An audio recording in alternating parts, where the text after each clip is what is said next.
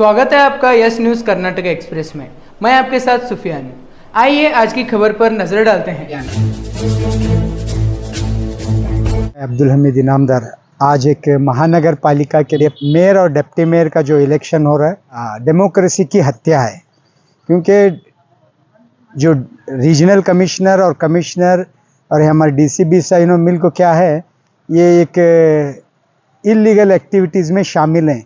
तो इनको क्या था, जब कोर्ट की नोटिस इनको सर्व हुई तो इलेक्शन डिक्लेयर करने की नोटिफिकेशन डिक्लेयर करने की क्या ज़रूरत थी। तो दूसरी तरह महानगर पालिका कॉरपोरेशन एक्ट 1976 के सेक्शन 18 और 19 का वायलेशन है। तो इसके ऑलरेडी इनके बारे वायलेशन के बारे में रीजनल कमिश्नर और कमिश्नर इनको हमें कंप्लेंट करें, वो बेसिस पर इन्हों हमारे नज़र में उसी दिन से इन्हों कारपोरेटर्स नहीं, जिस दिन से हमें ये दिए थे, तो यहाँ ये इलेक्शन करने का हमारी नज़र में सवाल ही नहीं पड़ता।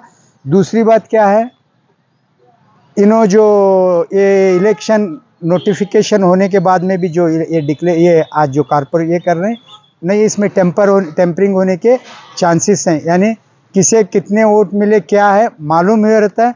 वो ऑलरेडी अभी मैं एक न्यूज़ के ज़रिए देखा, तो कल के रोज़ वो भी हमें क्या करना उसके बारे में आगे बहुत से इनके जो गलतियां हैं, मैं न्यूज़ के ज़रिए ने आने वाले दिन में इनको क्या है, मैं कोर्ट में इनको डिसक्वालीफाई करने की पूरी ज़ोर लगाऊंगा और 100% इन्हों डिसक्वालीफाई के लिए उसमें 100% हमारे केस में मेरिट है।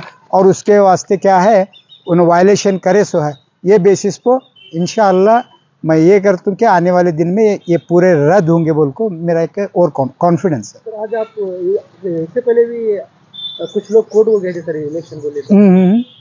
तो कोर्ट को जो कोर्ट को गए उससे हमें कोई ताल्लुक नहीं। हमारा इंडिविजुअल एक केस अलग से है। तो आज भी हमें अभी तक हमें कोर्ट में नहीं गए। कोर्ट में गए साले महीनू बिड़गी और मिर्जी हैं, तो उनका ये अलग है, हमारा एक अलग है। तो हमें अब ये होगा, इन्हों क्या समझें, 29 तारीख को केस का ऑर्डर आते के साथ हमें इलेक्शन डिक्लेयर करना अगर को, वो इलेक्शन डिक्लेयर करने के वास्ते रिवीजन है, हायर अपील को जाने का है, सुप्रीम कोर्ट है। तो इतनी जल्दी क्या थी रीजनल कमिश्नर को ये नोटिफिकेशन करा को मेयर का इलेक्शन कराना, ये वायलेशन है।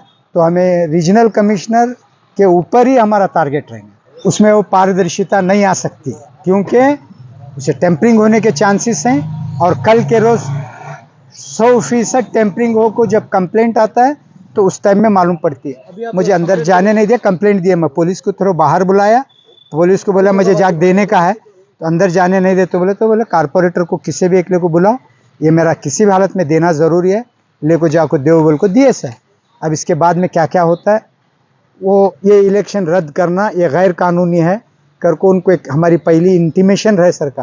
तो क्योंकि तो कल के रोज़ मुझे कोर्ट में इनके क्या क्या लापरवाही हुई है इनके ज़रिए, उसे कोर्ट में चैलेंज करने के वास्ते मेरे एक ये था, एक प्रोसेस का फर्स्ट स्टेप समझो है। ये आपने जो लेटर दिया है कमिश्नर तक गया है क्या सर? हाँ गया, ये महानगर पालिका की ये रिसीव्ड है, ये डीसी साहब का रिसीव्ड है, दोनों रिसीव डाला है? दोनों रिसीव्ड है। तो अब रही बात, तो चीफ सेक्रेटरी और प्रिंसिपल सेक्रेटरी और रीजनल कमिश्नर को मेल के ज़रिए हमें ये दिए सर, कंप्लेंट दिए सर।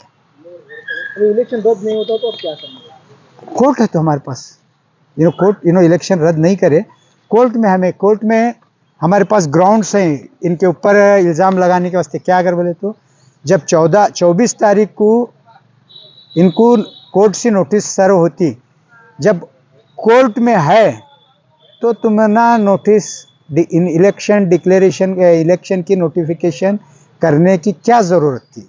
हालांकि हमें हमारा 100% merit case corporators declaration file नहीं करे और ये नहीं लिए, क्या नहीं लिए, शपथ नहीं लिए।